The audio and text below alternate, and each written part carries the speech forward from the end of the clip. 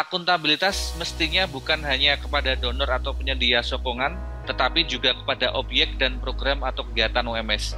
Kita ambil nih dalam perspektif pemerintah, akuntabilitas ini sering kemudian hanya dilihat sebagai legalitas tindakan administrasi.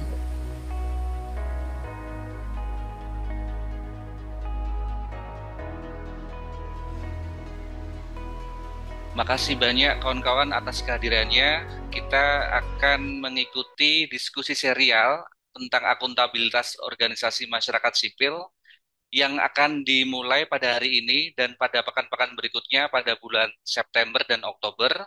Dan di awal pertemuan pertama ini kita akan mendiskusikan soal akuntabilitas seperti yang tertera di judul, reformasi atau sekadar formalitas.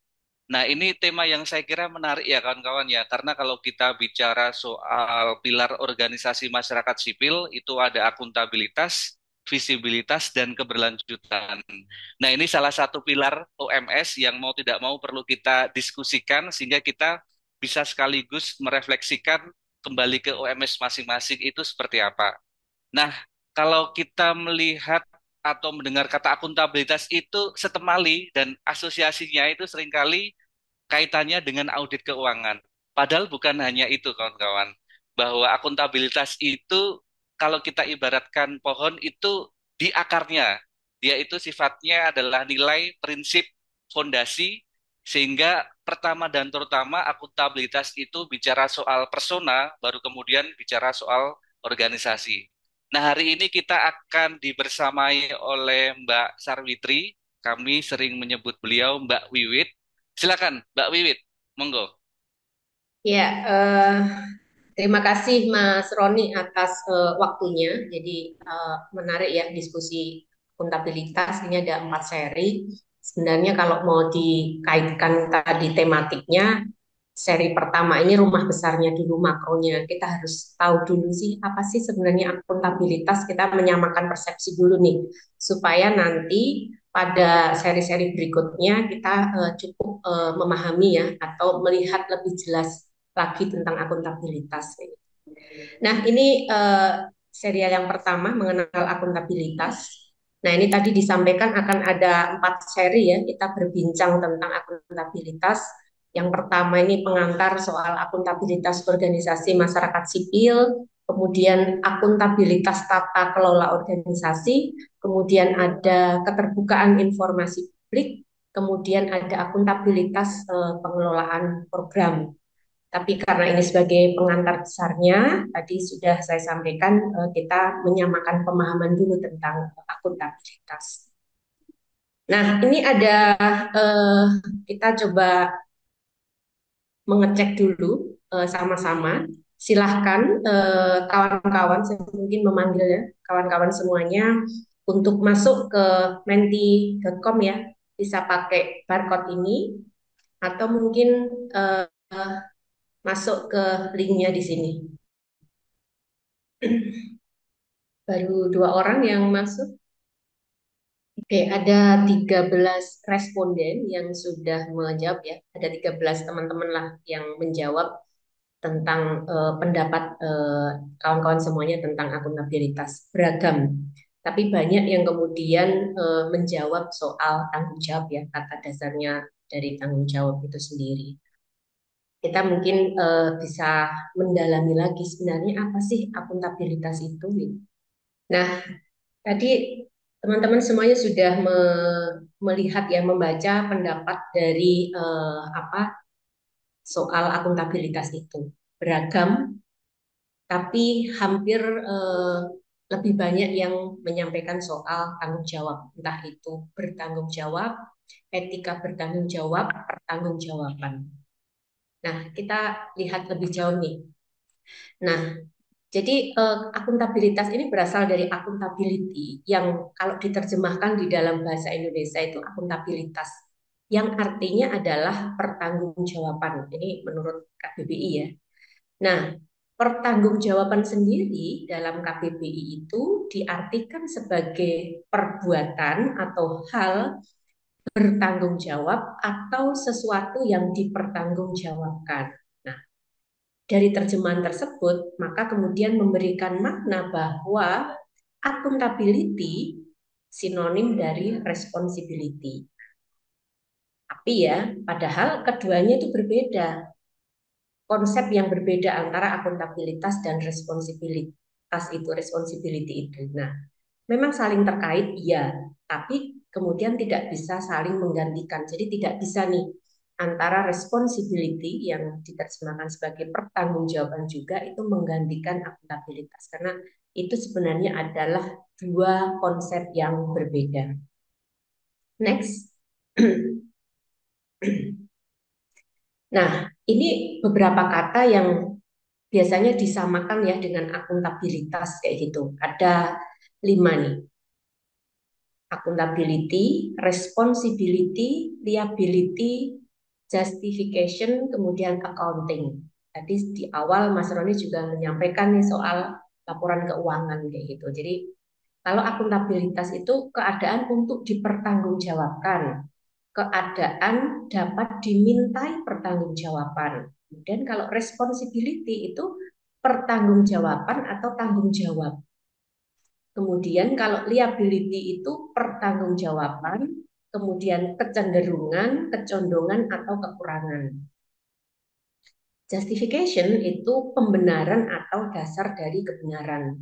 Kemudian accounting itu ya akuntansi, kemudian laporan kayak gitu, lebih ke sana. Jadi ini sebenarnya kalau bicara akuntabilitas sering kali masih tumpang tindih karena tadi pemahamannya. Sebenarnya sampai dengan sekarang itu juga definisi harga matinya kayak gitu itu juga belum ketemu. Jadi masih saling tumpang tindih antara accountability dan responsibility. Next. Biasanya 3 dari 5 tadi yang sering kali menjadi tumpang tindih lagi adalah antara responsibility, accountability, dan liability. Nah, responsibility atau responsible ya tanggung jawab. Di sini kalau dilihat di terjemahan kayak gitu, sama-sama pasti akan muncul nih soal tanggung jawab. Nah, kalau responsible sendiri ini di sini dijelaskan dia memiliki kewenangan untuk bertindak, kemudian kekuatan untuk mengendalikan, kebebasan untuk memutuskan, kemampuan untuk membedakan antara salah dan benar, kemudian berperilaku secara rasional, kemudian dapat diandalkan, kemudian dengan konsisten dan kepercayaan dalam menjalankan penilaian internal. Nah, itu responsibility. Kemudian kalau accountability, di sini akuntabel ya, ini menjawab tanggung jawab seseorang, melaporkan, menjelaskan, memberikan alasan, menanggapi, memikul kewajiban, membuat perhitungan, dan tunduk pada penilaian eksternal.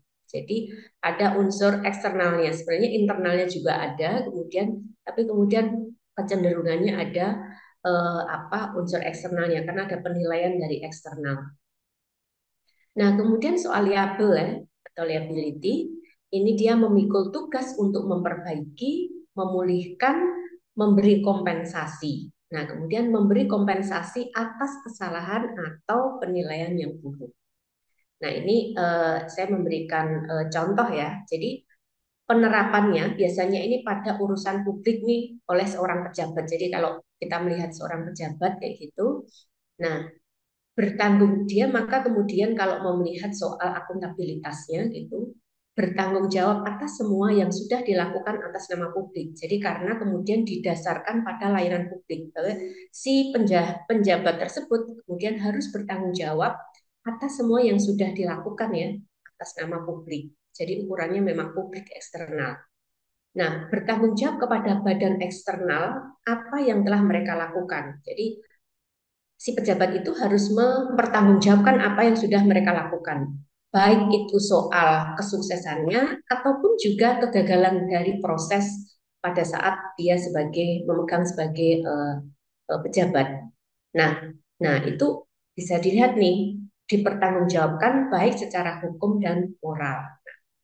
Jika terjadi kesalahan, kemudian memang harus memberikan kompensasi yang dinilai secara eksternal dan internal. Jadi memang si pejabat itu kemudian ketika melakukan kesalahan, maka kemudian harus dia memberikan kompensasi. Misalkan ada bupati pada saat proses dia menjadi kepala bupati ya atau dia melakukan sebuah pelanggaran dan kemudian diberikan punishment untuk memberikan kompensasi. Nah, penilaian kompensasi itu harus diputuskan, dipertimbangkan baik secara internal maupun eksternal. Tidak bisa itu hanya dari si pejabat itu sendiri, tapi juga harus melihat berdasarkan pada eksternalnya, secara publiknya.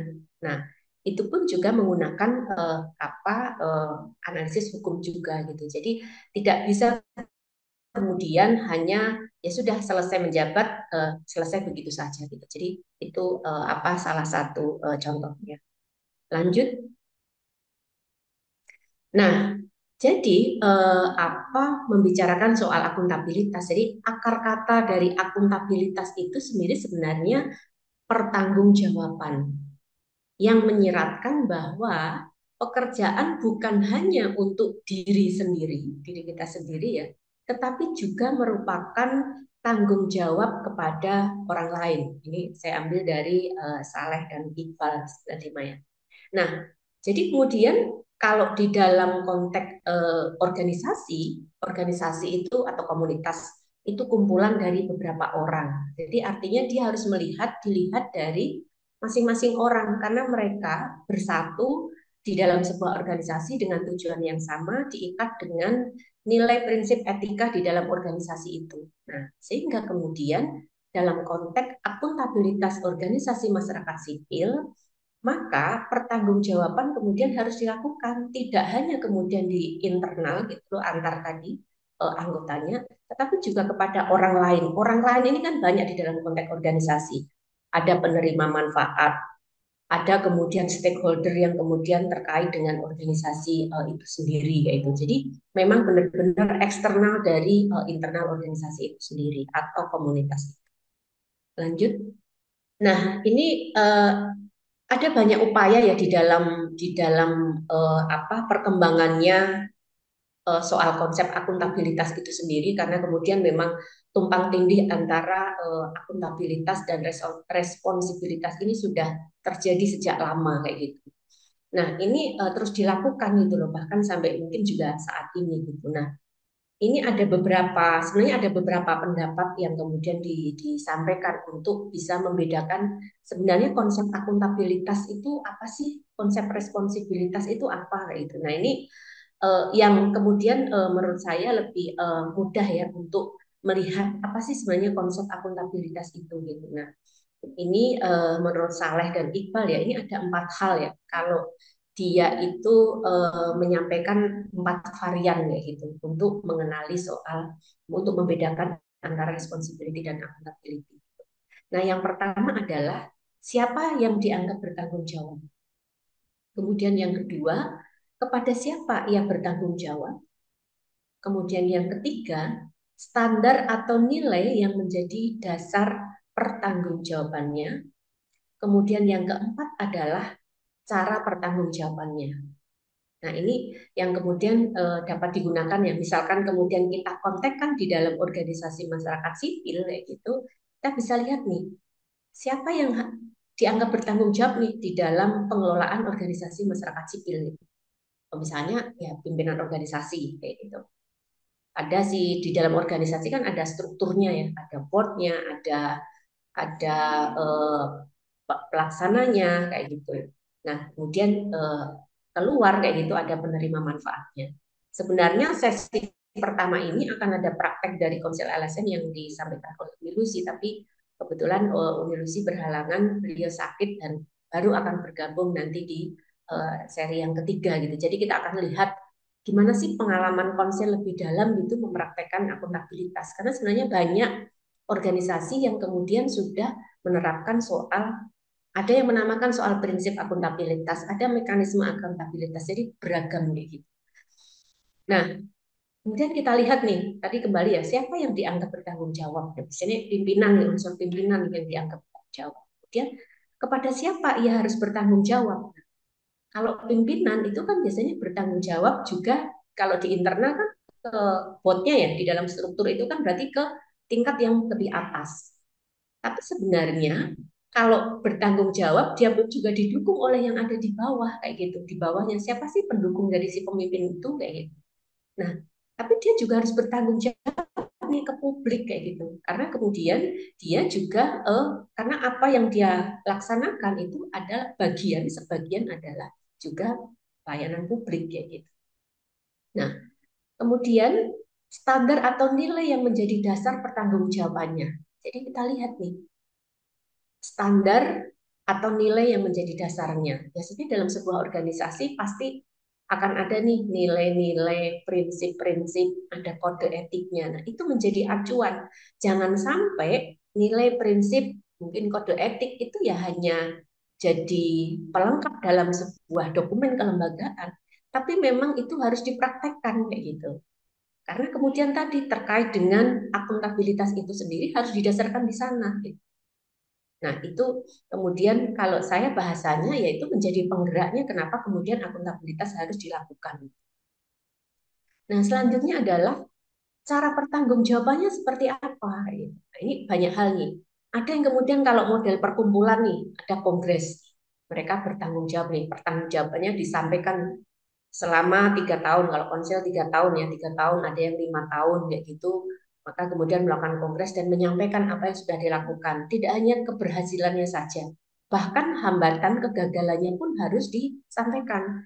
Karena di dalam sebuah konsep perkembangan organisasi yang dianggap berkembang itu tidak hanya yang berhasil ya, tapi kemudian kemandekan, kegagalan itu juga bagian yang mewarnai dari sebuah keberhasilan itu. Karena kalau tidak ada, ya bagaimana kemudian mau menarik pembelajarannya untuk dijadikan mungkin landasan atau acuan untuk pelaksanaan program selanjutnya. Gitu. Jadi, nah selain kemudian di dalam internal sendiri ya di lingkar luar dari organisasi pertanggungjawabannya, jadi tadi ada kebot, kemudian ada mungkin ke anggotanya, ada juga yang kemudian keluar nih mitra jaringannya ke apa beneficiariesnya penerima manfaat bahkan ke publiknya. Nah, tapi kalau bicara cara pertanggungjawabannya, ini kan bisa laporan langsung nih, bisa kemudian sekarang modelnya era digital itu banyak bikin video dipublikasikan, bisa kemudian laporan yang kemudian diupload di website, bisa juga dibuat infografis, banyak cara yang bisa dilakukan. Tapi kadang kemandekannya juga ada salah satunya ada di sini nih tantangannya. Seringkali organisasi masyarakat sipil memang sangat piawai nih melaksanakan program-programnya karena memang fokusnya di sana bagaimana program dilaksanakan. Tapi kemudian bagaimana hasil dari pelaksanaan program itu, pembelajarannya seperti apa, seringkali terlupakan, tidak disampaikan kepada publik kayak gitu. Sehingga kemudian ya tadi kalau Mas Roni menyampaikan ada nih kaitannya dengan visibility nih, keberadaan organisasi itu. Nah, seringkali ya banyak sekali yang sering kita lihat itu misalkan kita ngirim proposal ke donor ataupun bekerja sama dengan pemerintah, hal pertama yang dia sampaikan adalah soal distrust ya. Saya nggak kenal kayak gitu. Nah, salah satu kenapa mereka nggak kenal kita adalah ini cara pertanggungjawaban akuntabilitas organisasi ini yang kemudian masih mandek. Ya mereka buat laporan, tapi laporannya ya masih di atas meja, disimpan di dalam lemari kayak gitu. Tapi kemudian belum tersampaikan ke publik atau kalayak umum ya. Jadi masih kemudian pengetahuan, informasi, pengalaman itu masih menjadi milik dari sekumpulan orang yang ada di komunitas atau organisasi itu sendiri, belum di luar. Bahkan ada beberapa organisasi yang juga masih berkecenderungan ya pengalaman, kemudian laporan apapun itu masih ada di belum tertuangkan di dalam tulisan, masih ada di dalam isi kepala masing-masing anggota. Jadi kalau dalam dikontekskan ke organisasi masyarakat sipil banyak sekali itu tantangan dan PR kita kalau kemudian mau menjadi organisasi yang berkelanjutan. Jadi ini beberapa nih untuk memahami soal akuntabilitas ya. Akuntabilitas saya mengutip menurut Dudnik nih. Jadi dia memberikan laporan. Jadi kalau Dudnik ini menekankan pada informasi dan sanksi. Ini dia contohkan nih. A berakuntabilitas terhadap B. Berarti A diharuskan memberitahu B tentang tindakan dan keputusan A. Jadi A ini harus menjelaskan tindakan dan keputusan apapun yang dia lakukan selama dia memimpin, serta menanggung hukuman apabila tindakannya bertentangan atau menyimpang dari tadi prinsip atau mungkin kode etik atau aturan yang ada di organisasi itu. Nah, kemudian eh, akuntabilitas juga diartikan istilah sebagai istilah relasional ya, ada keterkaitannya gitu. Jadi individu atau organisasi harus bertanggung jawab kepada orang lain. Ada penekanan bagaimana ya organisasi itu harus bertanggung jawab kepada orang lain. Tidak bisa nih ketika organisasi ngomongin kepentingan banyak pihak kayak gitu, melakukan advokasi kayak gitu. Nah, tapi kemudian hasilnya disimpan sendiri gitu. Jadi harus ada bentuk pertanggungjawabannya kepada orang lain. Nah, selanjutnya adalah, nah ini dalam menarik lagi, kita ambil nih dalam perspektif pemerintah, akuntabilitas ini sering kemudian hanya dilihat sebagai legalitas tindakan administrasi. Jadi belum dipraktekkan sedalam tentang pemahaman konsep akuntabilitas itu sendiri. Jadi ya hanya untuk legalitas administrasi aja, tindakan administrasi. Kalau melakukan apa kegiatan maka kemudian membuat laporan dan sebagainya. Nah, kemudian nah sebenarnya berakuntabilitas itu sendiri itu berarti harus memberikan jawaban bagi tindakan atau action ya atau ketidakbertindakan ini inaction seseorang dan bertanggung jawab atas segala konsekuensi yang pernah dilakukan. Ini yang kemudian soal akuntabilitas gitu. Jadi memang titik tekannya adalah harus memberikan jawaban bagi tindakan. Jadi kita harus memberikan jawaban. Kalau di dalam konteks organisasi kita melakukan banyak program, tapi sebenarnya ketika kita kerjasama dengan donor yaitu akuntabilitas kita akan ada sesi ya bicara soal akuntabilitas program. Kita nggak hanya bertanggung jawab ya memberikan jawaban atas program pelaksanaan program-program itu saja kayak gitu. Nah, tapi kemudian juga sebenarnya dalam konteks bagaimana kemudian kegiatan itu yang mandek kayak gitu, yang bukan tindakan yaitu, nah itu juga harus dilakukan kayak gitu. Nah, di sini tentunya dengan segala konsekuensinya. Sebenarnya yang didasarkan tadi kalau contoh kita kerjasama dengan donor, maka kita memberikan laporan pertanggungjawaban pada donor. Tapi dalam konteks organisasi masyarakat sipil ya utuh ya, kelab utuh ya, maksudnya kelembagaan. Kan biasanya organisasi itu programnya tidak hanya satu, tapi ada banyak. Organisasi juga punya renstra dan mutusin di dalam 3 tahun ini apa yang mau dicapai kayak gitu. Nah, dalam konteks berakuntabilitas, maka kemudian yang dilaporkan tidak hanya satu program yang punya dana dari donor, tapi sebenarnya kemudian soal organisasi itu sebenarnya perencanaannya organisasi dalam 3 tahun itu perkembangannya seperti apa, ketidakberjalanannya ada di mana, kayak gitu. Nah itu harus disampaikan. Nah itu yang kemudian dimaknai sebagai akuntabilitas organisasi masyarakat sipil. Berarti bukan konteks program, tapi seluruh organisasi itu sendiri.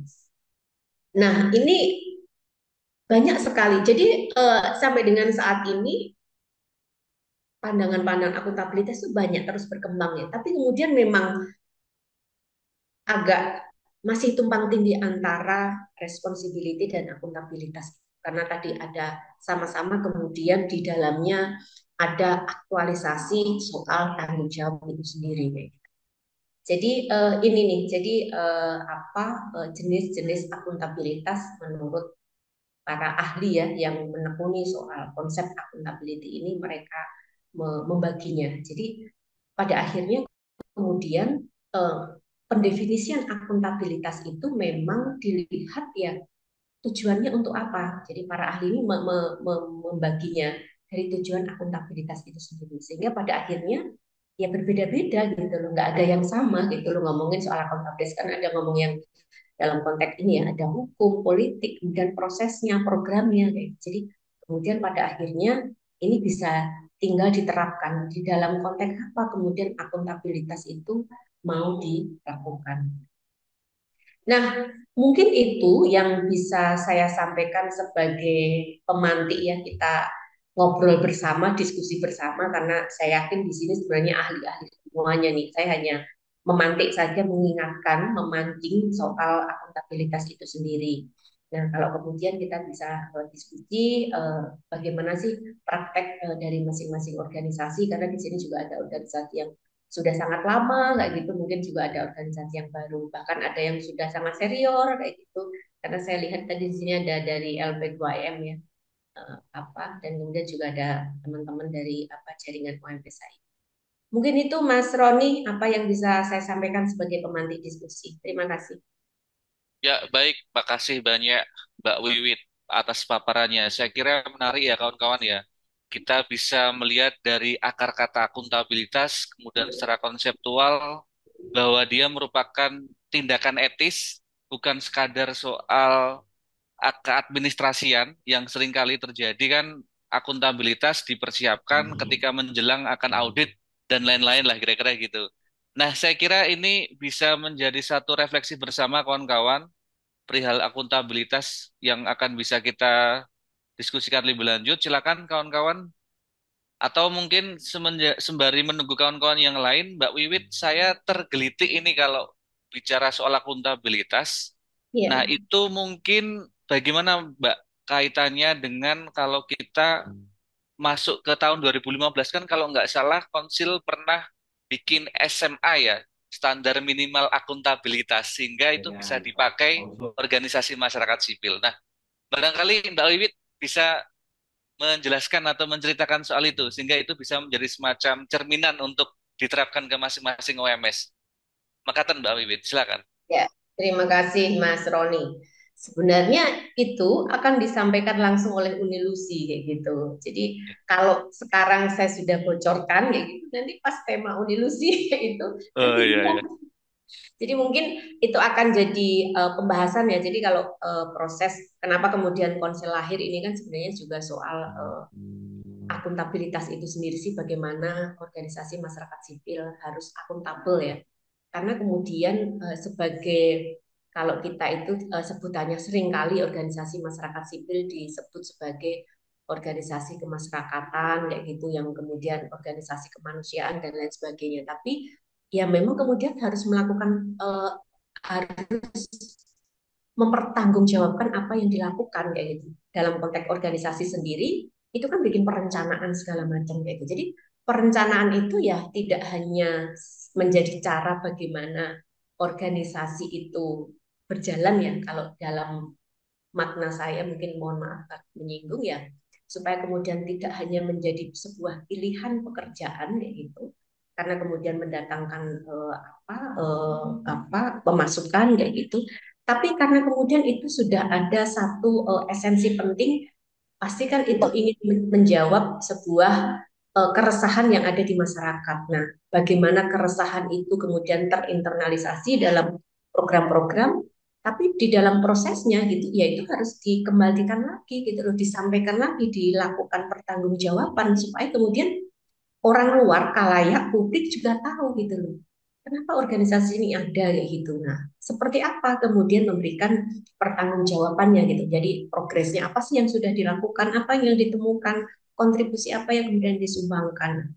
Sejauh ini di dalam konteks pembangunan ya, sebenarnya banyak organisasi masyarakat sipil di Indonesia. Kalau menurut datanya di Kumham itu kan ada sekitar 560-an ribu lebih ya gitu. Nah, kalau kemudian masing-masing itu akan tahu petanya siapa melakukan apa, sebenarnya negara Indonesia ini selesai ya. Mungkin pemerintah melakukan apa, tapi kan ini tidak ada petanya gitu loh. Karena kemudian itu soal pertanggungjawaban itu tadi, apa yang sudah dilakukan kayak gitu, itu tidak berpotret, tidak terpotret gitu secara jelas, karena ada tadi yang mereka melakukan menulis tapi masih disimpan nih di dalam organisasinya kayak gitu. Nah, saya bisa mengatakan kayak gitu itu juga perjalanan kan. Saya bergabung di beberapa organisasi. Kadang bisa dicek deh di website. Mungkin ini juga konsel sendiri nih. ya buat nih laporan tahunan kayak gitu. Sekarang udah dibuat tapi belum nih dipublikasikan. Artinya ya masih disimpan nih di internal sendiri gitu, belum disampaikan ke publik kayak itu sih. Jadi ada masih blunder ada di sana karena kemudian masih difokuskan pada ya ini programnya ini menjadi penting kayak gitu, tapi kemudian bagaimana memaknai program itu menjadi lebih luas dan bermanfaat, karena kan harus diserahkan juga ke publik. Nah itu yang belum masih terkendala di sana.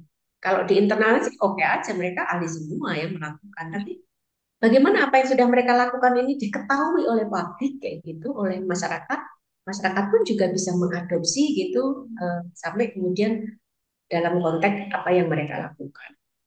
Saya ada satu contoh konkret ini, mungkin di sini juga ada teman-teman dari yang fokus pada isu HIV. Isu HIV itu kan cenderung eksklusif gitu, sangat-sangat istimewa. Banyak donor nih dari awal ditemukan kasus kayak gitu. Mungkin mulai 2012 itu udah banyak donor masuk kayak gitu, memberikan dukungan untuk penanggulangan HIV/AIDS. Gitu.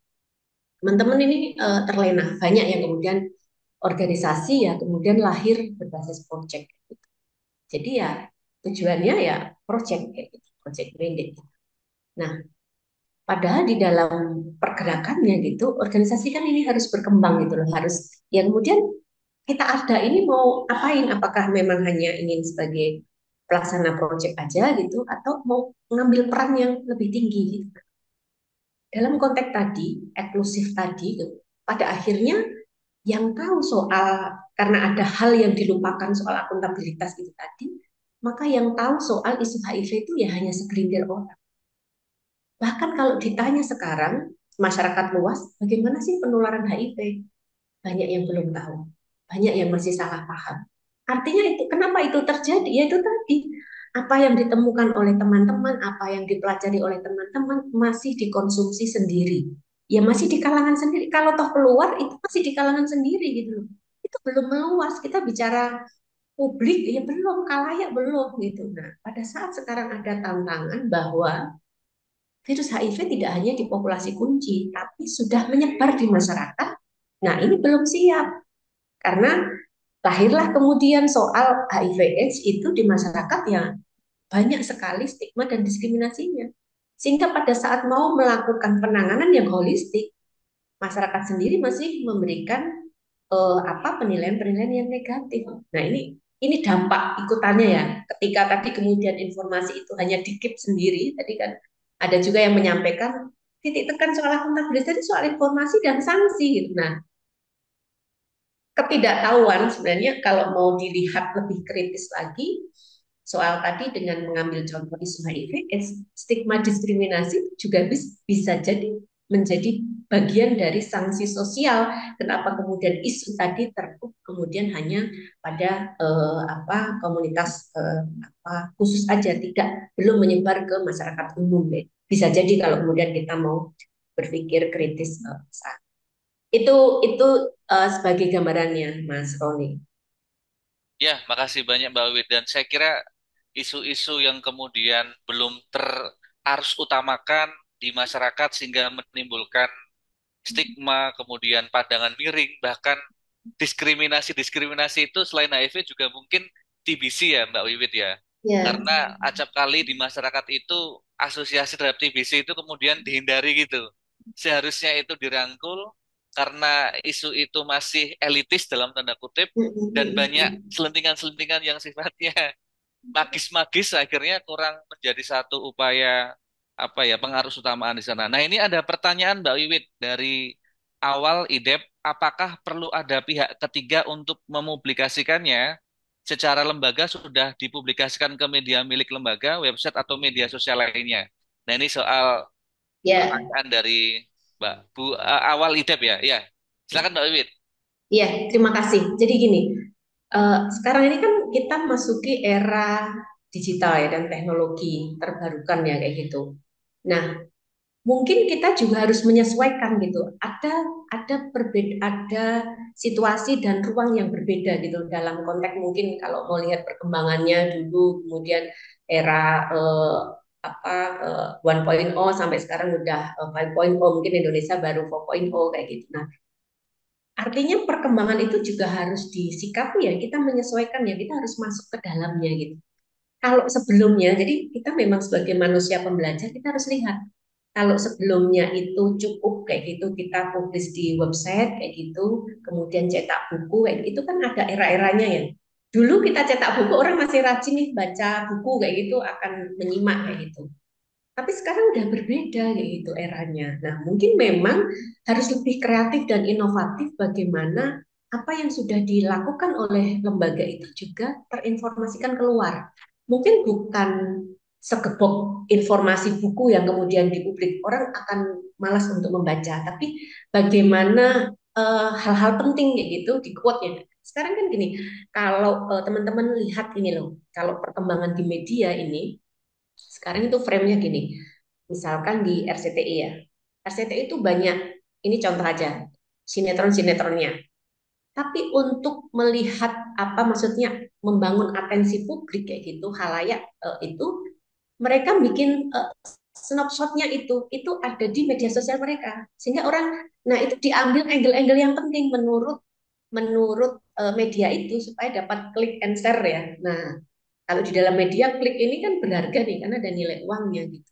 Dalam konteks kita ya nilainya bagaimana masyarakat kemudian memahami informasi yang kita kita dapatkan, dia tahu kayak gitu. Nah, artinya bisa belajar dari situ gitu dengan menggunakan kalau kemudian tadi dari indep yang sudah dilakukan, oh sudah publikasi dilakukan lewat media apa website dan media sosial si lembaga gitu. Nah, kita harus tahu nih apakah organisasi pernah mengukur nih seberapa kenal masyarakat terhadap kita.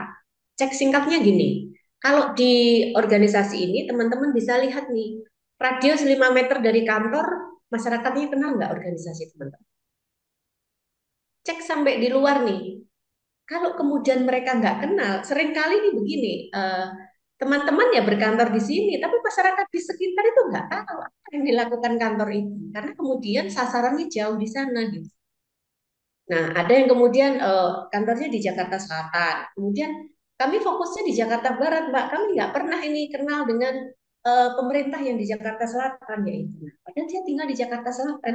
RT RW-nya aja nggak kenal. Ketika mau lihat mau ikut musrenbang, aku nggak kenal ya Mbak orang-orang di sekitar sini. Gimana ikutnya? Nah, itu salah. Itu cara ngecek sederhana apakah organisasi kita dikenal gitu. Kalau dikenal kan artinya kita juga harus menyuarakan nih apa yang dilakukan organisasi kita sendiri nih ke lingkungan terdekat dulu nih dari radius mungkin 5 meter bisa 10 meter dari kantor ini terinformasikan tahu nggak kalau kemudian ada organisasi yang kemudian apa sudah melakukan kerja-kerja pendampingan dan hasilnya sangat luar biasa. Itu sering dilupakan nih, ini masih radius 5-10 meter gitu loh. Belum kemudian bicara di dalam konteks publik sendiri kalayak kayak gitu. Artinya tadi pertanyaannya ya menjadi penting. Bisa juga bekerja sama pihak ketiga ini kan banyak ya. Ada influencer, ada media kayak gitu.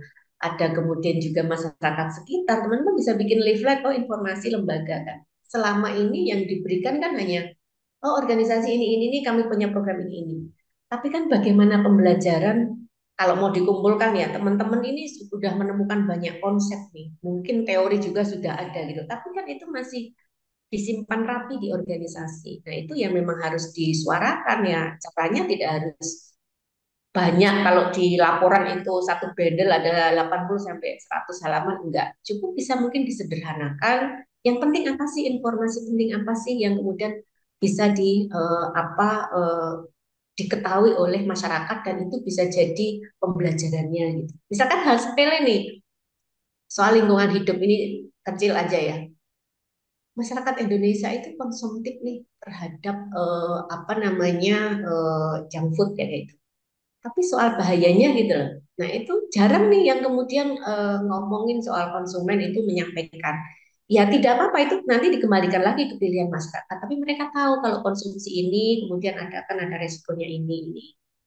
Nah hal-hal kecil itu kadang kemudian itu memang sangat bermanfaat. Tapi kita sering terlupakan gitu loh untuk melakukan itu. Itu Mas Roni. Ya, makasih banyak Mbak Wiwit. Ini barangkali Mas Awal akan merespon dari yang tadi disampaikan Mbak Wiwit. Silakan, Ya, bisa baik. open mic. Terima kasih. Ya, Iya. Silakan Mas. Mohon Ya. maaf belum bisa buka kamera ya. Terima Ya. kasih Oke, nggak apa-apa Mbak Mas. Uju, Mas Boni. Ya, sebenarnya yang menggelitik emang kan gini Mbak, masalah apa akuntabilitas ini kan emang penting kami juga selalu sampaikan ya, kami terbuka. Tapi intinya kan sebenarnya ini mungkin dialami oleh OMS lainnya. Misalnya gini Mbak, apa yang kita lakukan ini kan sebenarnya sudah banyak ya untuk permasalahan yang ada di masyarakat nih. Nah, itu kan sebenarnya mungkin bukan bukan istilahnya kan tiap OMS kan punya masing-masing eh, bidangnya ya, misal Hmm. sosial, lingkungan dan lain sebagainya. Nah, tapi kan yang terjadi adalah emang banyak eh, yang dilakukannya itu dan efeknya juga banyak, tapi yang si pengambilan kebijakan sebenarnya kan di pemerintah nih. Nah, maksud saya sebenarnya hubungan akuntabilitas ini juga mestinya itu ada dirangkum, ditangkap oleh pemerintah dan gimana pemerintah tadi petugasnya adalah memetakan gitu yang tadi Mbak bilang ya. Gimana kira-kira dari peta ini dia bisa hubungi siapa nih kalau bagian lingkungan, bagian sosial, bagian apa. Nah, seenggaknya maksudnya gini, kalau dari kami UMS mungkin kesulitannya adalah oke, emang secara internal kita belum bisa memetakan ya, walaupun secara misalnya teleskop jarak gitu ya, misalnya di Bali, kami di Bali, oke ada kita udah petakan ya ada berapa LSM yang main di lingkungan, yang main di isu ini, yang itu udah kita petakan. Itu kan baru tahapan lokal tuh Mbak. Maksud saya, dan secara publikasi kita kan salah satu solusinya emang kita selalu bikin grup-grup kecil tentang isu-isu yang kita sedang jalankan kan gitu. Termasuk kan Hmm. Lokadaya ini kan salah satu bagaimana juga kita sama-sama menyampaikan apa yang kita lakukan, apa yang kita eh, masing-masing OS sampai kita sampaikan sama supaya kita sambil tahu gitu. Oh kalau eh, masalah permakultur ada ide permakultur ada gitu, misalnya lebih spesifiknya gitu. Nah, maksudnya gitu, Mbak. Jadi akuntan bisa ini kan sebenarnya berarti kan balik lagi ke kebutuhannya kan. Sebenarnya yang mengelola negara ini kan adalah negara pemerintah nih. Yang dari hasil mereka bisa merangkum dan memetakan apa yang dilakukan OMS, mestinya dialah yang jadi tugasnya. Kalau kami terus terang ya, kalau kita publikasikan tadi misalnya pertanyaan kenapa Hmm. pihak ketiga, kan berarti butuh kita undang media tuh kita pasti lah kalau misalnya ada kegiatan cuma ini. Tapi kan untuk laporan tahunan misalnya annual report, kita kan kirim cuma sebatas ke pihak-pihak ini apa yang kita bisa benarkan misalnya dinas sosial, kalau kami di dinas sosial gitu. Terus ada Hmm. dinas lain misalnya di kebencanaan gitu dan juga misalnya ke donor kan gitu. Cuma sebatas itu gitu annual reportnya. Nah, kalau untuk membagi-bagikan ini kan butuh ada satu effort yang walaupun secara simpel tadi lewat media sosial, tapi kalau secara laporan annualnya secara akuntan itu kan cuma sebatas yang tadi itu Mbak. Jadi intinya gitu kalau menurut saya jadi kadang ambigu juga. Maksudnya saya juga bingung kalau misalnya kebutuhan akuntabilitas ini untuk semua orang tahu, masyarakat tahu. Nah itu strateginya ini yang kita sebenarnya bagaimana itu. Nah kalau saya Hmm. kembalikan lagi sebetulnya ya baiknya kuncinya di pemerintah. Mungkin gitu Mbak Wit, terima kasih. Oke, terima kasih Mas. Jadi gini, kalau menyinggung soal pemerintah ya sebenarnya kan akuntabilitas ini kan akan menjadi prinsip entah mekanisme dari siapa saja, organisasi siapa saja. Pemerintah itu kan juga organisasi ya, ada birokrasi ya namanya, birokrat ya itu, organisasi namanya. Nah, semuanya juga melakukan akuntabilitas masing-masing kayak gitu. Nah, tadi dalam konteks apa yang saya sampaikan akuntabilitas gimana nih? Supaya kemudian semua tahu kan sebagai organisasi masyarakat sipil ya berupaya kemudian bagaimana memberikan warna paling tidak di ekosistemnya ya. Bicara ekosistem kan luas ya. Nah, lingkungan di sekitarnya paling dekat paling dekat dan kemudian lingkungan program. Sejauh ini teman-teman sering kemudian langsung nih ke kelompok sasaran, kemudian ke pemerintah tadi dicontohkan, kami memberikannya ke Dinkes kayak gitu, ke Dinsos kayak gitu, kemudian ke donor kayak gitu, yang lainnya. Nah, memberikan ke khalayak memang menjadi PR besar, gitu. PR berat mungkin ya, karena nggak mungkin mencetak satu-satu diserah. Tapi tadi dengan lebih inovatif kayak gitu menyampaikan ya memang kadang di dalam organisasi sendiri untuk publikasi dan media ini juga tantangannya karena kemudian kalau ngomongin donor juga nggak banyak yang minat gitu loh untuk ngambil program ini penguatan di dalam konteks media dan publikasi misalkan gitu. Nah, tapi di dalam konteks organisasi kayak gitu, ini menjadi penting kayak gitu. Tadi bicara soal akuntabilitas sebenarnya ada kalau ada tadi ada dua sebenarnya ada tiga ya. Ada soal respon, ada informasi, kemudian kita jadi kayak ada actionnya, ada sanksinya juga kayak gitu. Nah, artinya kan bicara informasi, informasi itu kalau kemudian ya organisasi OMS sudah menyampaikan informasinya itu kemudian dihargai tapi kemudian memang bisa diperluas gitu loh sampai kemudian kalau mau ngecek ya nanti mungkin pas sesinya udah organisasi itu udah akuntabel atau belum ya gitu ya pemerintah di lingkungan mereka misalkan dari sisi pemerintah kenal nggak tahu nggak program organisasi itu kan salah satu dampak dari akuntabilitas yang dilakukan oleh organisasi sama halnya saya contohkan tadi masyarakat selain di kelompok sasaran kalau kelompok sasaran pasti tahu masyarakat di lingkungan tempat tinggal kantor itu tahu nggak apa yang dilakukan organisasi ini baru soal tahu dan tidak ya tapi apa yang dilakukan hasilnya tadi itu tersampaikan nggak kayak gitu nah itu maksud saya di situ itu. Nah, kalau tadi sudah disinggung, tapi saya ada dua hal yang ingin sampaikan. Kalau tadi bicara ada negara diwakili di sini pemerintah, ada civil society diwakili organisasi masyarakat sipil. Kalau bicara good governance ya, pelaksanaan pemerintah yang baik, itu tata kelola pemerintah yang baik, itu ada satu unsur lagi swasta gitu. Itu tiga tiga aktor yang kemudian memang saling bersinergi, tidak bisa terpisahkan gitu loh. Bahkan mungkin tanpa disadari pihak swasta ya siapapun itu teman-teman bisa memetakan dia juga mencuri dengar informasi yang teman-teman sudah lakukan gitu loh. Karena itu bagian jadi aset informasi buat dia gitu loh untuk mempengaruhi pasar mereka. Nah, makanya kemudian apa yang dihasilkan oleh organisasi masyarakat sipil ya memang harus dikemas sedemikian rupa supaya informasi-informasi yang sangat baik untuk perkembangan masyarakat ya itu kemudian bisa terinformasikan supaya kemudian dari tiga aktor itu kemudian hubungannya bisa seimbang gitu tidak kemudian kayak sekarang agak agak mungkin ada juga yang jomplang ya pemerintah ya pemeran pemerintahnya di sini tuh memantau ya bagaimana menyediakan kebijakan yang kemudian bisa menyejahterakan masyarakatnya kayak gitu. Tapi kan kadang di mana pemerintah menyediakan kebijakan yang menyejahterakan masyarakat itu seringkali dipengaruhi oleh si komponen swasta ini karena swasta ini ya ekonomi dia bertanggung jawab ini untuk bagaimana sih ekonomi bisa hidup bahkan ya mungkin ada yang bertindak baik ada yang bertindak curang itu ya itu bagian dari bisnis kayak gitu nah tapi sebagai organisasi masyarakat sipil yang kemudian memang jadi sasaran baik dari pemerintah maupun dari swasta harus kritis bagaimana kritisnya ini tingkat kritis ini dari mana diperoleh ya dari organisasi masyarakat sipil ini yang kemudian selalu berusaha menjawab persoalan-persoalan yang ada di masyarakat. Nah, kan berarti menjadi ketika organisasi masyarakat sipil ini muncul kan otomatis itu menjadi tugas OMS juga bagaimana membuat masyarakat ini menjadi kritis gitu. Sebelum kritis tahu dulu apa yang terjadi gitu.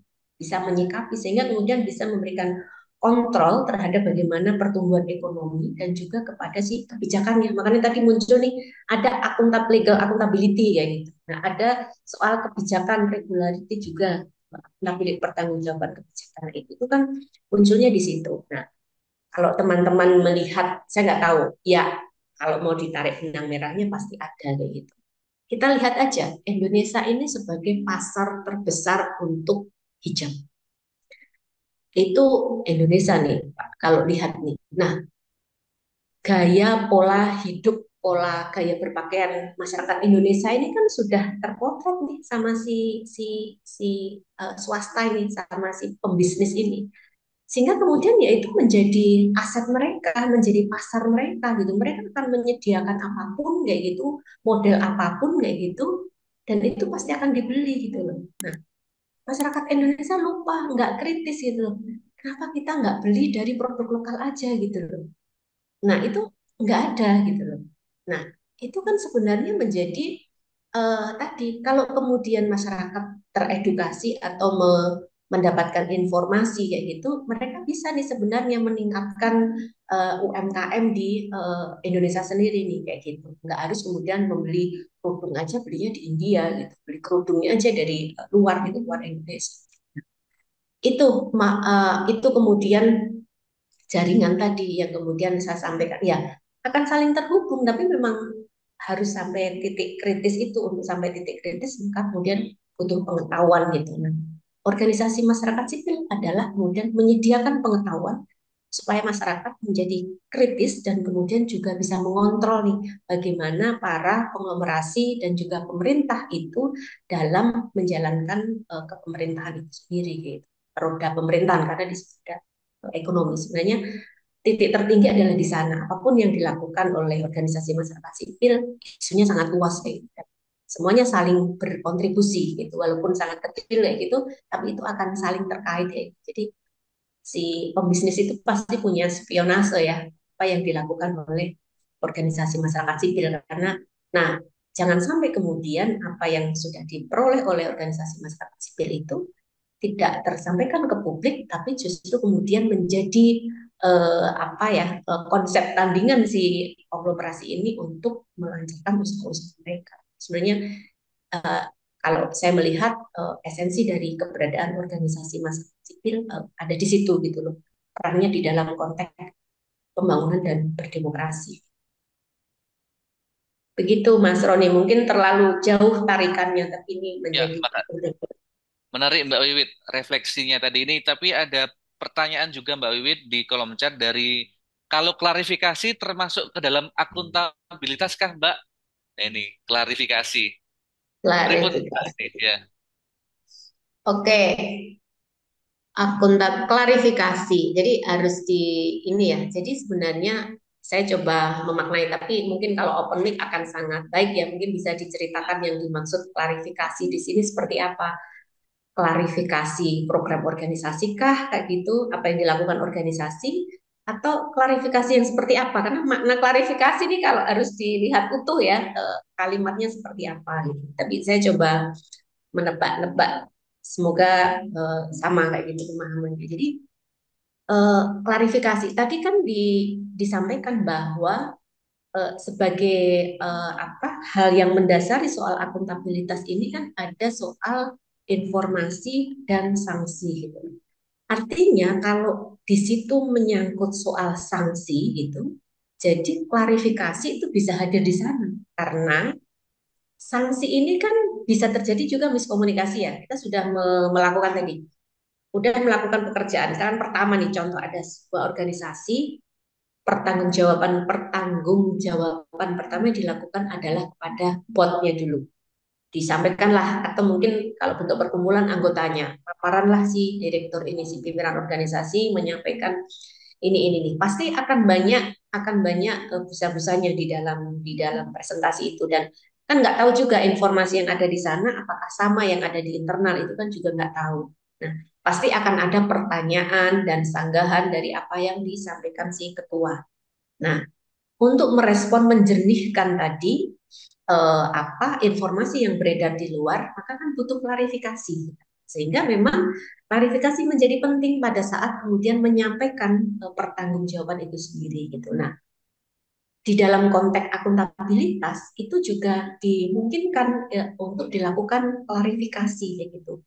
Bahkan mungkin nanti sesinya Unilusi ya untuk ininya konsil, tahapannya konsil itu juga dibuka bahwa kita juga organisasi tidak hanya menampung masukan dari publik kayak gitu, kita menerima masukan-masukan, kita wajib merespon juga masukan itu. Gitu.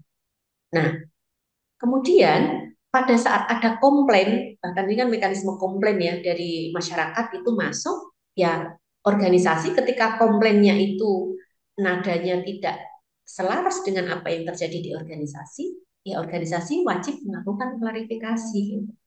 Kenapa itu penting? Itu terkait dengan visibility, yaitu keberadaan organisasi itu. Jadi bagaimana sih image organisasi itu di mata publik itu, sehingga menjadi penting ada klarifikasi. Mungkin itu. Jadi keberadaan klarifikasi di dalam konteks akuntabilitas. Silakan Kak Yunatan, jika ada klarifikasi atas tadi yang disampaikan, pertanyaannya barangkali ingin disampaikan lagi secara lebih bernas.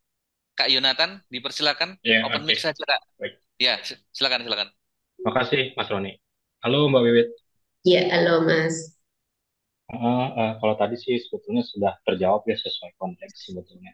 Cuma saya ingin menegaskan bahwa sebetulnya kan eh, di apakah sebetulnya kan akuntabilitas itu nilai ya sebetulnya. Kan dia tidak melulu melekat kepada organisasi sebetulnya. Tapi dia juga seharusnya melekat kepada individunya. Betul nggak begitu? Artinya, kalau misalkan secara individu saya bertanggung jawab, kalau ada komplain maka secara individu juga saya harus melakukan verifikasi, begitu kan? Karena misalkan wajah organisasi itu kan ada muncul di apa ya, pada seseorang selalu. Ada organisasi ini melekat dengan individu anu begitu ya. Jadi muncul citranya begitu ya kira-kira kalau saya tidak salah. Oke. Betulkah? Apakah misalkan apa akuntabilitas itu memang melekat juga kepada individunya? Begitu. Oke. Terima kasih itu aja mungkin, Prof. Ya, terima kasih. Ini tadi ada, kalau jenis akuntabilitas tadi ada yang profesional kayak gitu, memang yang individu nggak muncul ya. Tapi kalau mau lihat tahapan-tahapannya, kita bisa lihat nih. Organisasi ini kan kumpulan segelintir orang. Dia menjadi satu kelompok, satu komunitas, satu organisasi, bisa itu di bawahnya tuh kakinya banyak sekali, kepalanya banyak sekali. Kepalanya ini anggota individu-individu ini. Nah, dalam konteks akuntabilitas organisasi, artinya semua yang dipertanggungjawabkan ya, itu kan organisasinya. Tapi kan yang melakukan individu. Jadi kan organisasi ini kumpulan individu-individu yang mempunyai tujuan yang sama. Definisi sederhananya seperti itu. Sehingga pada saat melakukan eh, akuntabilitasnya, pertanggungjawabannya, maka kemudian itu kan harus disepakati. Makanya kemudian tadi ada soal harus dicek nih prinsip dan nilainya. Karena itu menyangkut banyak orang gitu loh. Tidak hanya individu, individu juga bisa akuntabilitas individu gitu. Nah, tadi makanya dalam dalam tadi saya menyampaikan dalam konteks situasi dan kondisi yang berbeda-beda. Tapi dalam konteks organisasi masyarakat sipil, sebuah organisasi atau komunitas itu menjadi penting tadi. Jadi yang masyarakat lihat memang organisasinya, besarannya gitu loh.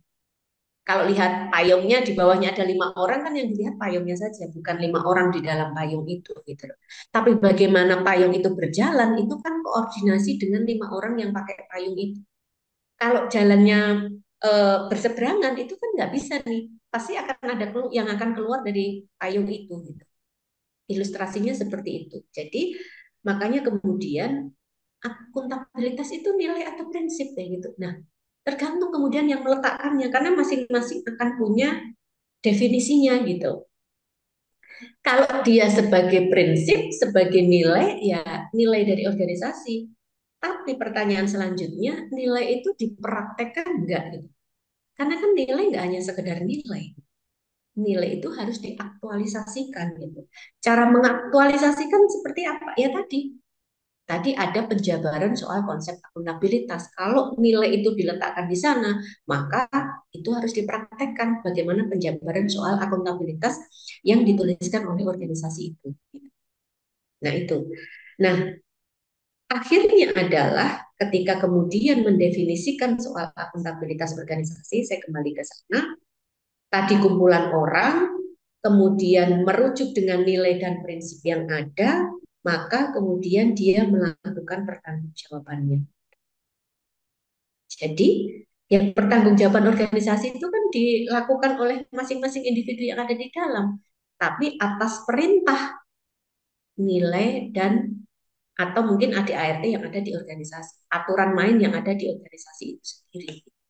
Ya, silakan. Ya, kenalkan nama saya Pujianto.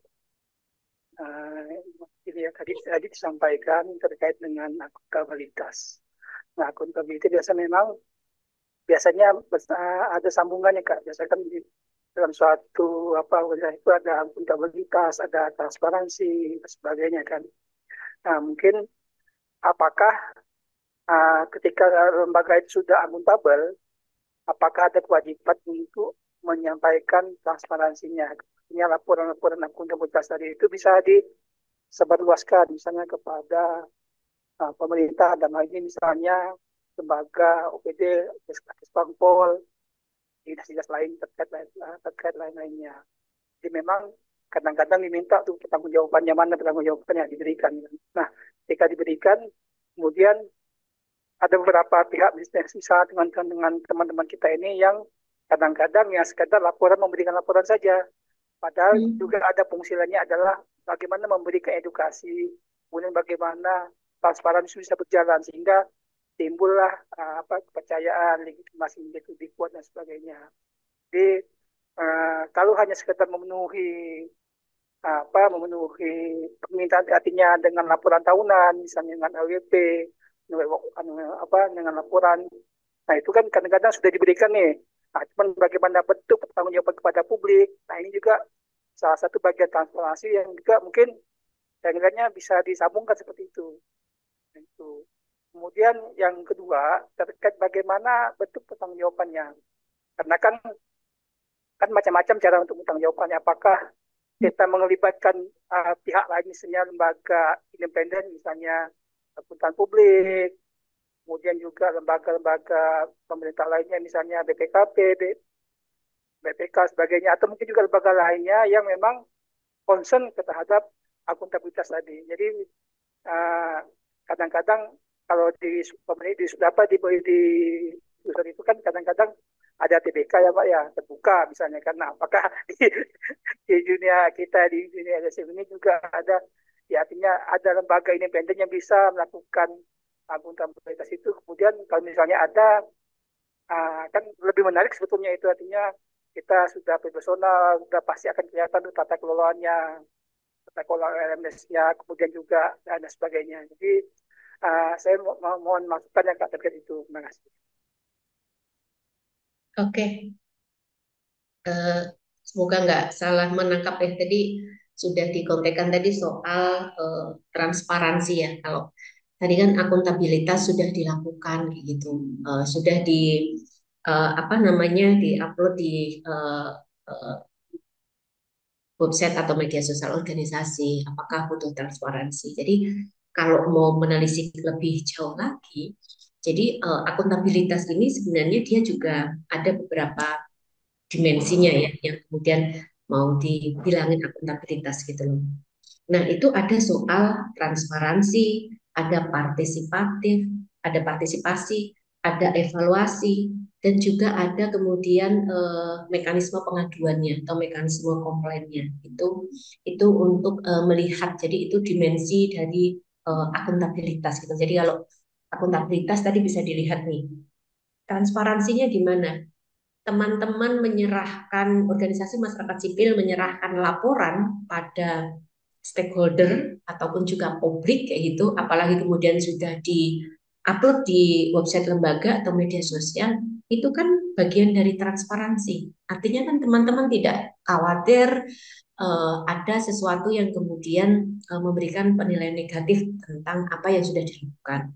Biasanya yang sangat riskan itu soal keuangan nih. Biasanya nih muncul nih di masyarakat nih.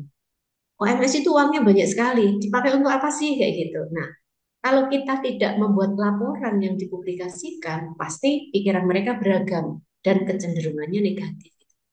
Tapi kalau kemudian teman-teman membuat laporan keuangan, baik kemudian yang itu audit kelembagaan atau mungkin audit program yang ditampilkan atau bisa diakses oleh umum, itu kan bagian dari transparansi gitu. Artinya apa yang dilakukan oleh organisasi itu, sumber dananya dari mana, nah itu diketahui oleh publik gitu.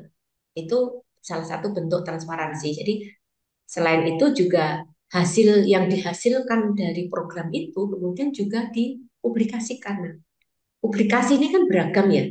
Ada yang tadi kemudian mungkin dicetak terbatas, diserahkan kepada beberapa orang kayak gitu. Tapi kemudian juga karena organisasi ini sudah berpikir lebih progresif kayak gitu, kemudian dia membuat yang bisa diakses oleh masyarakat lebih luas lagi, tidak hanya si stakeholder terkait atau penerima manfaat, tapi juga masyarakat umum gitu. Diuploadlah di media sosial. Kalau media sosial itu atau website itu kan siapa saja bisa berkunjung ke sana. Itu yang kemudian itu sebagai salah satu contoh dari transparansi itu sendiri. Nah, yang kedua, dimensi yang kedua adalah soal partisipasi. Nah, contohnya di dalam kegiatan organisasi ya, partisipasi itu seperti apa sih kayak gitu, bangun organisasi gitu. Nah, biasanya kan organisasi ini sering bikin program, bikin proposal kayak gitu. Nah, yaitu itu bukan hanya PR-nya si direktur aja, kepala organisasi. Kalau kemudian dia menyinggung atau membicarakan soal kebutuhan masyarakat tertentu, maka kemudian dia tidak boleh subjektif cara pandang dia sendiri. Tapi idealnya dia harus melibatkan. Tahu cara melibatkan ini kan beragam ya. Karena kemudian teman-teman juga belajar dari banyak pengalaman. Nanti masyarakat misalkan kelompok penerima diundang, kita nyusun proposal bareng-bareng. Kemudian ada yang curiga, kita kemudian loh kok kita dijual ya, istilah mereka sering kali yang saya dengar lagi.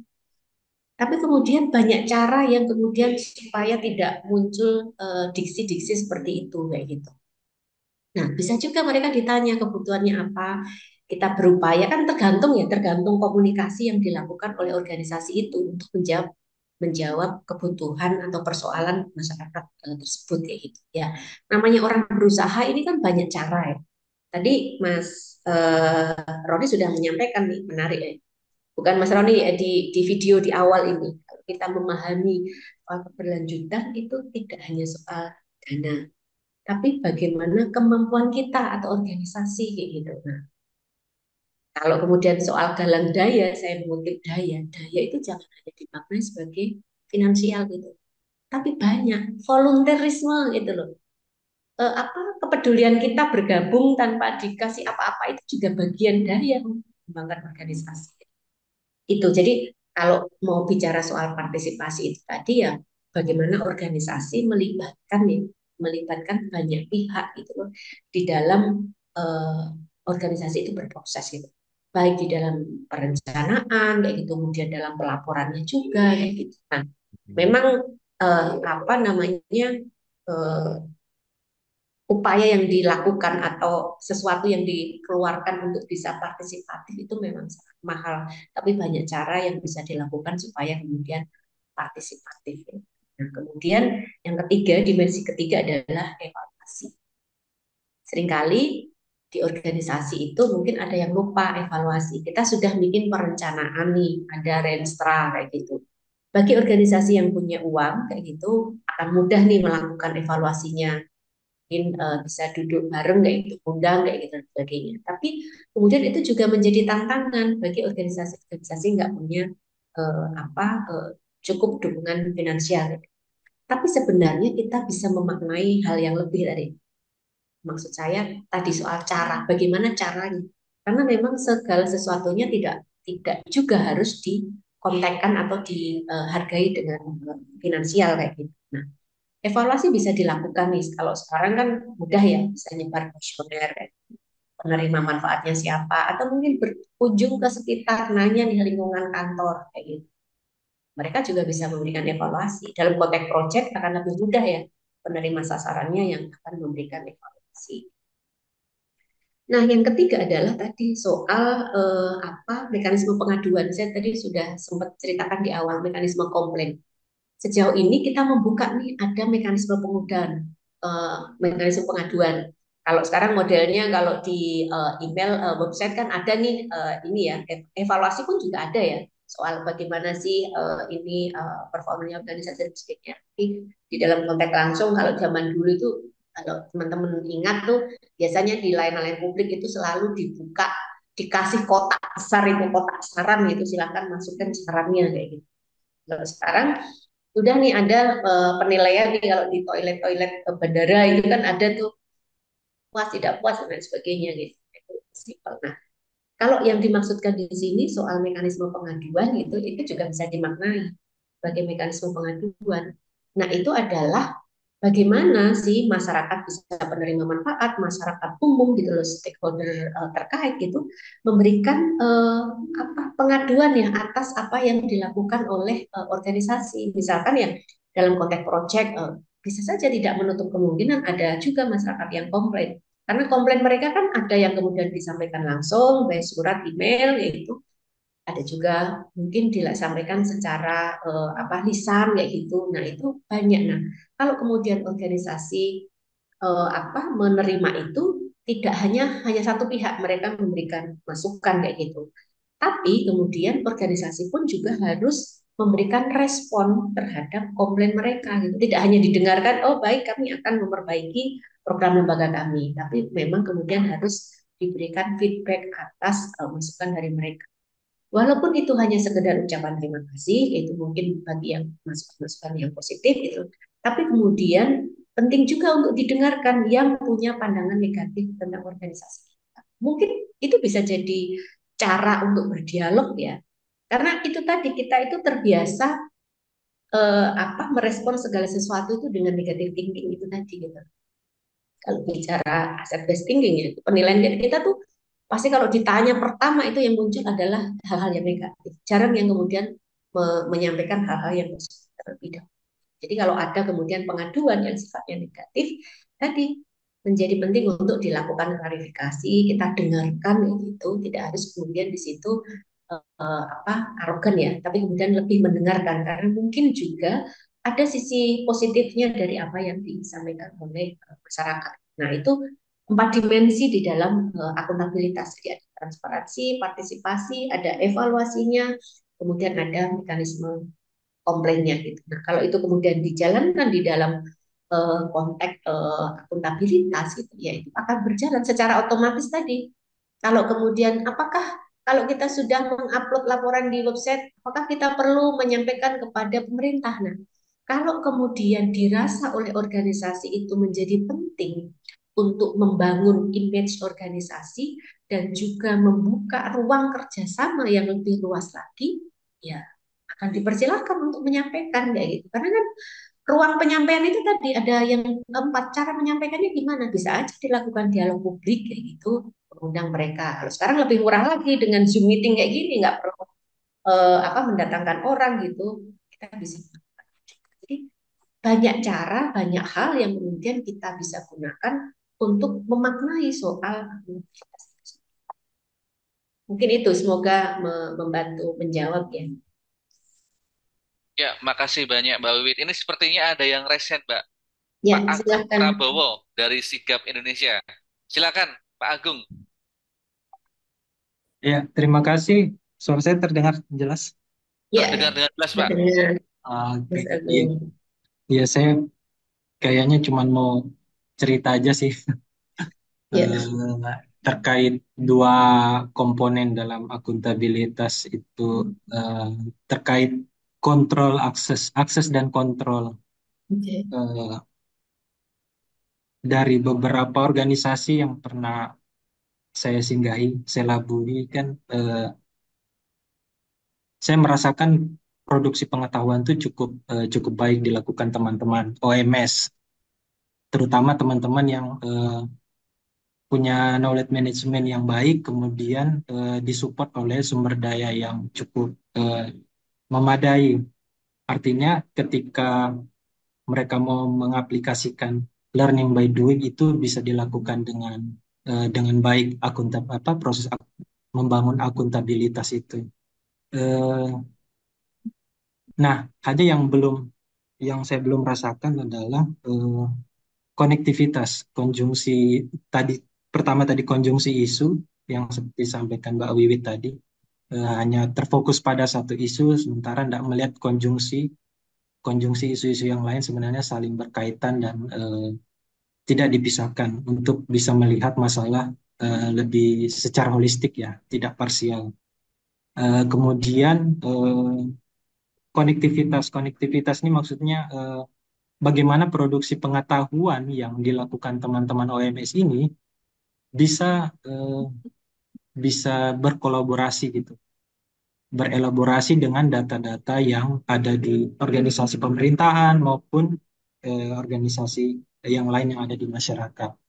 Nah, ini ini yang menjadi eh, apa ya, titik tekan saya ketika melihat bagaimana produksi pengetahuan itu berjalan. Kemudian di aspek lain, ketika kita misalnya melakukan public hearing ya, atau konsultasi publik, kerap pertanyaan yang hadir adalah pertanyaan yang apa sih eh, kita yang paling dicari itu adalah pertama soal keuangan, kemudian hal-hal yang kurang kurang baik itulah istilah dalam tanda kutip kurang baik. Eh, ini ini ini yang saya mau bilang adalah ini bukan terjadi dengan sendirinya, tapi karena memang produksi pengetahuan yang di yang dibuat oleh organisasi, mau itu organisasi masyarakat sipil maupun pemerintah, bahkan swasta sekalipun, melalui CSR-nya, laporan CSR, itu adalah praktik-praktik baik, eh, hal-hal baik dalam implementasi program. Tidak melihat sesuatu yang jadi kekurangan program itu kemudian secara transparan dijabarkan dan itu menjadi pembelajaran bersama. Maka tidak heran ketika masyarakat menanyakan, bukan menanyakan lagi hal yang sudah baik yang sudah dijelaskan dalam laporan, tapi menanyakan apa sih yang kurang baik, yang perlu kita hindari. Eh, Keuangan, bagian-bagian keuangan mana sih yang berpotensi misalnya terjadi penyimpangan atau fraud itu kan, eh, maka kita tidak bisa menyalahkan publik ketika menanyakan hal-hal yang negatif. Nah, hal lain misalnya kita juga, saya merasakan sendiri kurang melakukan riset pasar seperti yang dilakukan teman-teman di media media komersil. Mereka mampu melihat selera selera pembaca, tidak hanya lantas menyalahkan, oh ini generasi sekarang kan generasi scrolling ya, generasi scrolling, pembaca komik dan segala macam. Tapi kita tidak berusaha mengadaptasi eh, apa bentuk-bentuk akutabilitas kita itu mengikuti tren pasar, misalnya melalui apa audiovisual, kemudian memperbaiki aksesibilitasnya supaya teman-teman netra, teman-teman tuli juga bisa mengakses apa yang kita mau sampaikan, kemudian hal-hal lain yang kaitannya dengan aksesibilitas dan selera pasar itu tadi, selera pembaca, selera pasar ini dalam tanda kutip ya. Nah, kedua terkait komponen yang kedua, saya mau menyoroti soal kontrol. Setelah akses, yang kedua adalah kontrol. Belajar dari ini ya, forum forum paling ini lah, paling memungkinkan masyarakat kita untuk mengakses berpartisipasi dalam ranah demokrasi. Itu ada dua ya, di tingkat kelurahan dan desa. Di kelurahan kita punya musyawarah pengembangan pengembangan pembangunan sampai di tingkat forum SKPD ya. Yang kedua ada Musrembang Des, musyawarah dan pengembangan desa. Nah, dalam praktiknya masyarakat memang punya akses tapi tidak punya kontrol sama sekali. Jangan di kelurahan ya, itu sudah istilahnya jalan buntu lah. Ketika di forum SKPD itu yang berlaku adalah hukum kekekalan sumber daya ya. Tidak ada SKPD yang mau mengurangi sumber dayanya untuk diberikan ke SKPD yang lain. Jadi sangat sektoral dan itu sulit untuk dinegosiasikan. Kita masuk ke ranah desa. Eh, saya beberapa kali ngikuti Musrembang Des, masuk, ngisi absen, mendengarkan presentasi yang sebenarnya sudah dibicarakan sama perangkat desa melalui pendamping desanya dan BPMD, dan dapat nasi kotak pulang. Saya tidak punya kontrol sama sekali. Ini bukan hanya saya yang mengeluhkan, tapi di banyak tempat kontrol kontrol atas forum demokrasi inilah yang tidak ada sama sekali, sudah hilang.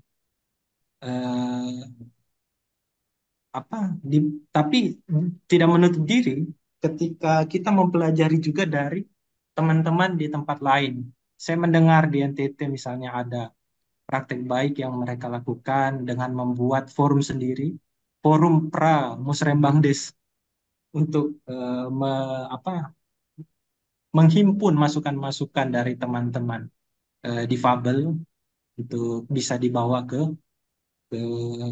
forum Musrembang Des. Jadi sebelum sebelum Musrembang Des mereka buat forum sendiri. Ini yang saya sebut sebagai merebut demokrasi ya, merebut demokrasi.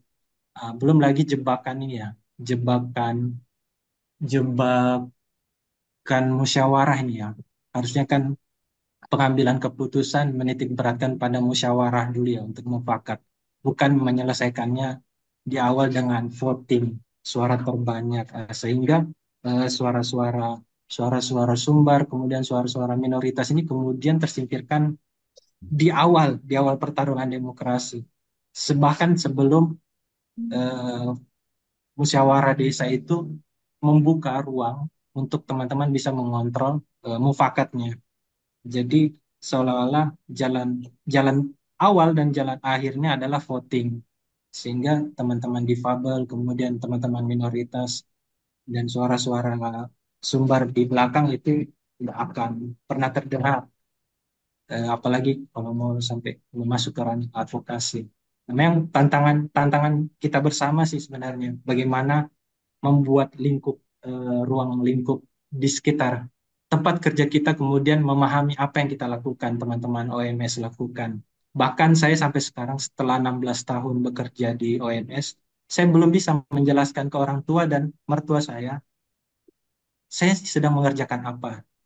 Nah, kalau Ya. dalam ranah keluarga saja masih sulit menjelaskan itu, artinya kita punya PR besar ya. Bagaimana menjelaskan di lingkungan kantor kita, di desa tempat kita eh, bekerja sehari-hari itu bisa memahami apa yang kita kerjakan. Baru kita masuk ke ranah yang lebih luas, yang lebih dalam mengenai gerakan sosial, kemudian bagaimana akuntabilitas itu bisa berjalan dengan eh, maksimal. Saya pikir itu sih dua komponen itu, aksesibilitas dan kontrol. Terima kasih. Terima Ya, kasih makasih. Mas Agung. Mungkin saya langsung respon ini pembelajaran yang baik ya, maksudnya jarang yang kemudian mau bisa memberikan pengakuan kayak gitu. Nah, memang betul kalau mau dilihat apa namanya skema ekologi ya, itu kan lapis terdalam adalah individu kita sendiri, lapis di luarnya adalah keluarga kita, jadi keluarga intinya kayak gitu. Nah, lapis terluar itu bisa keluarga besar, bisa lingkungan bekerja, lingkungan kemudian belajar dan lain sebagainya. Baru kemudian lapis di luar yang lebih luas lagi sampai kemudian ke negara ya.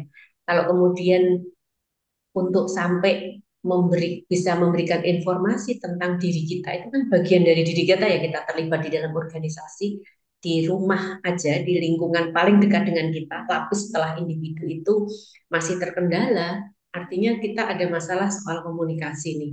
Artinya itu juga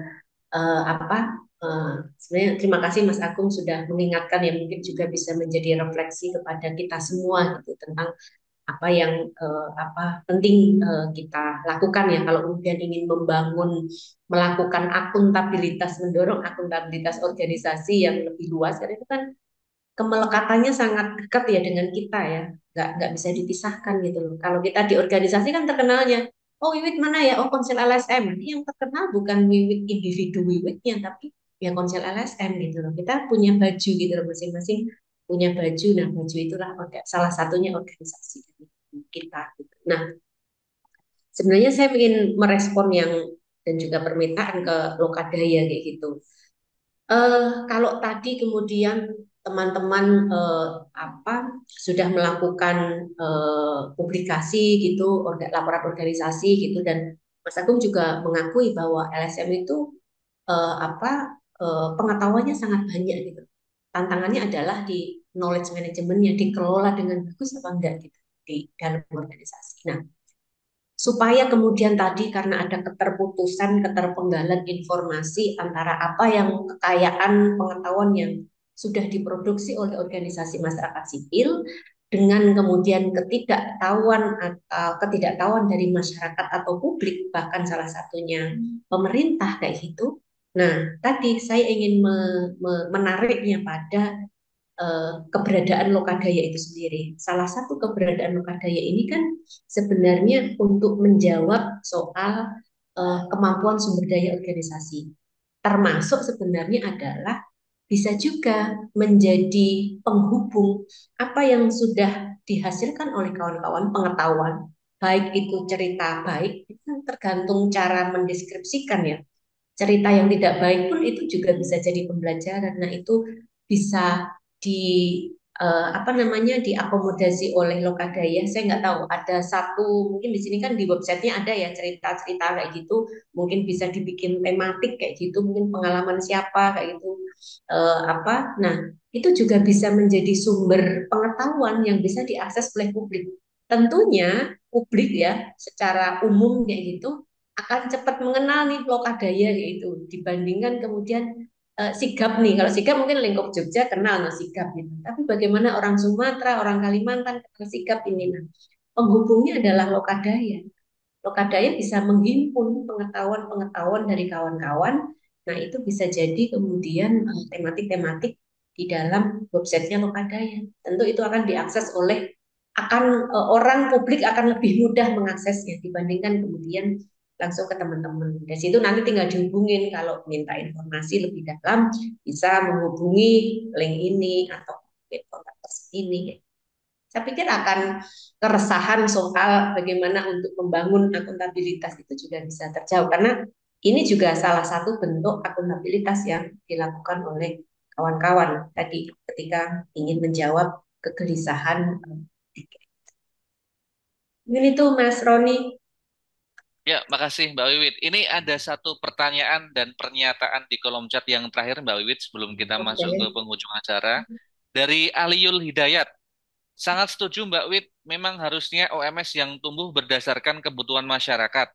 Namun juga ada OMS yang lahir berdasarkan kebutuhan funding atau donor, sehingga orientasi OMS berdasarkan permintaan donor. Terkadang hal tersebut menimbulkan SDM yang terkesan dipaksakan di OMS tersebut, tidak sesuai dengan bagan dan divisi yang SDM tersebut tidak tahu apa fungsinya, sehingga akuntabilitas yang seharusnya menjadi ruh OMS harusnya diterima manfaatnya oleh masyarakat tersebut tidak terlaksana dengan baik. Jadi, bagaimana kita berupaya membenahi sehingga menumbuhkan akuntabilitas OMS sendiri. Nah, ini ada pernyataan terakhir dari Abdullah Fudail dari PPDI Luwu Utara. Akuntabilitas mestinya bukan hanya kepada donor atau penyedia sokongan, tetapi juga kepada objek dan program atau kegiatan OMS. Silakan Mbak Wit untuk merespons sekaligus closing statement Mbak Wit. Silakan. Terima kasih. Sebenarnya dari Mas Alio tadi udah apa pengantarnya itu udah menjawab pertanyaan itu sendiri gitu loh. Nah, bagaimana kita berupaya membenahi ya? Yang pertama adalah menyadari bahwa akuntabilitas itu penting gitu. Nah, bagaimana kalau tidak bisa menyadarinya gitu? Nah, dikembalikan lagi artinya organisasi itu penting punya ruang refleksi, bukan pijat memijat ya, tapi ini pijat memijat pengetahuan di organisasi itu gitu. Jadi ya perlu organisasi itu tuh berefleksi gitu loh. Oh ini udah kita lahir udah 10 tahun yang lalu, mungkin bahkan 30 tahun yang lalu. Apa yang sudah dicapai kan misalnya organisasi punya visi dan misi gitu loh. Coba dicek gitu. Kalau mungkin karena kan kalau bicara Renstra memang tidak semua organisasi sudah punya Renstra. Tapi paling enggak minimal mereka punya visi dan misi ya gitu. Karena itu kan sebagai tujuan kenapa kemudian organisasi itu berdiri gitu. Nah, dari situ bisa direfleksikan ya gitu. Ternyata udah sampai di mana ya atau sampai di mana ya pencapaian visi kita ini gitu. Nah, kalau sudah tercapai ya bisa aja bubar gitu, dibubarkan atau ganti visi yang baru gitu.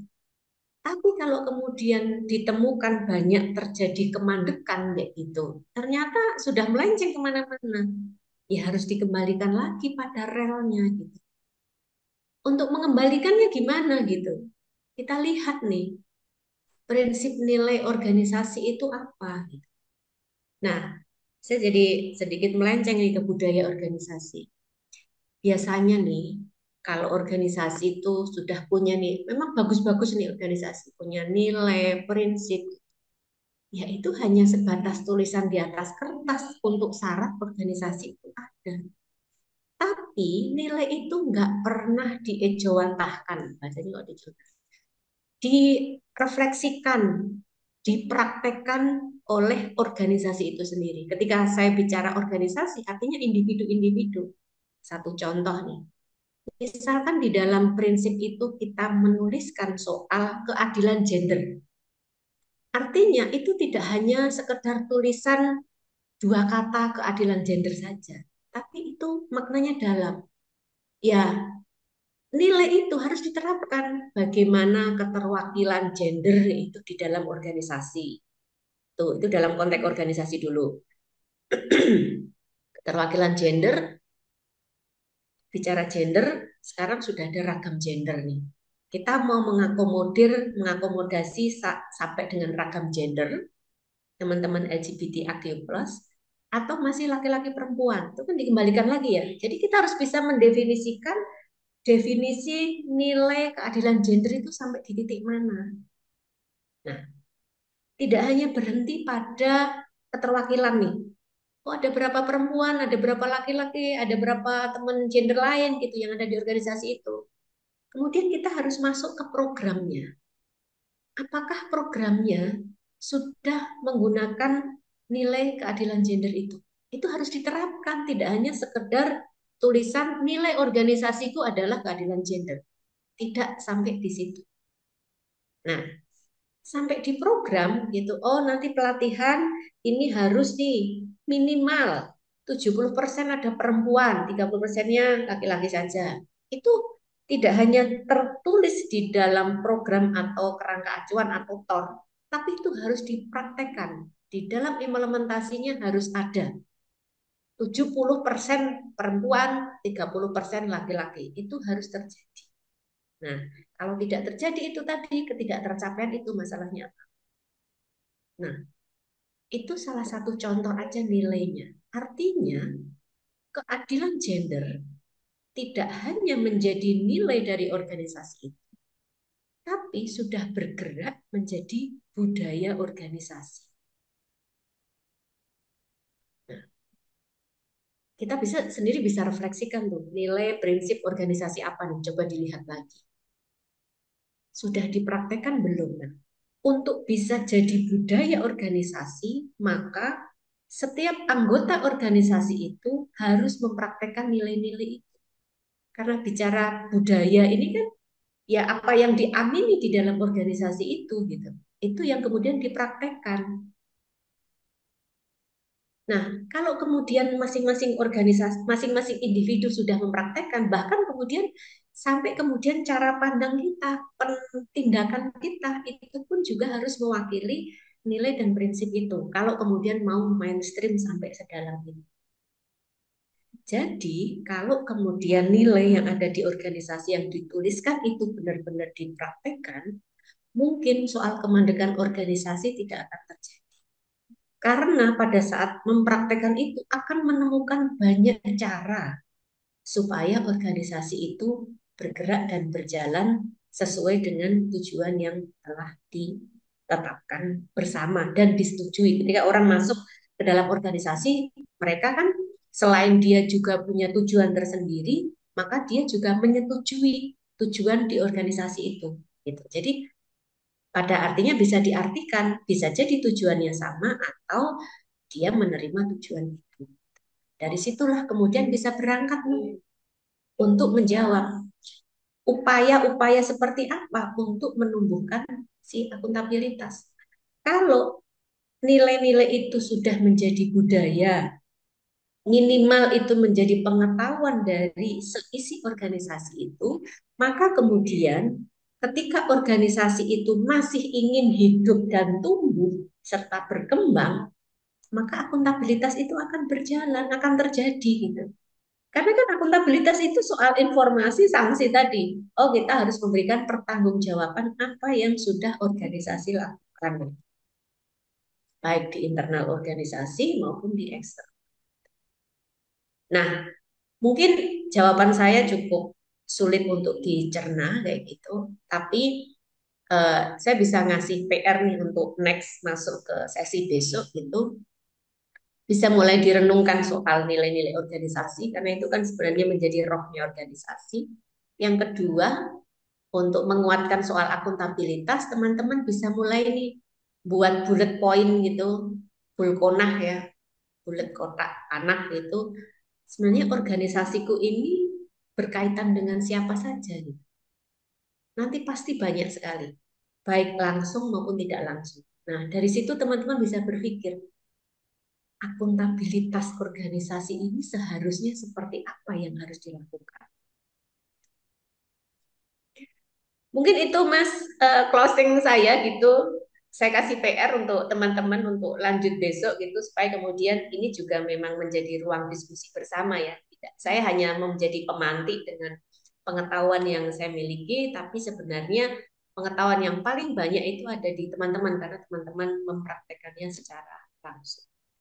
Terima kasih. Jika ada mungkin bahasa atau tutur kata sikap yang kurang berkenan, saya mohon maaf. Saya kembalikan ke Mas Roni. Baik, makasih banyak Mbak Wawit dan teman-teman tadi atas respon, partisipasinya, refleksinya, sehingga kita bicara soal akuntabilitas itu bisa memasuki banyak layer, dan akuntabilitas yang saya catat itu segendang dan sepenarian dengan pertanggungjawaban. Dia satu dimensi yang kemudian bukan mutlak dalam satu definisi yang kaku, tapi dia bergantung pada subjek-subjek yang lain, dan saya kira kawan-kawan dengan pintu masuk itu, dengan pertemuan pertama ini, itu bisa menjadi bekal kita untuk masuk ke seri-seri berikutnya yang saya harapkan teman-teman akan turut berpartisipasi, dan jadwalnya saya kira nanti akan dipublikasikan di Instagram Lokadaya teman-teman. Nah, ini di sini seri kedua pada hari Jumat besok 20 September 13.30 WIB.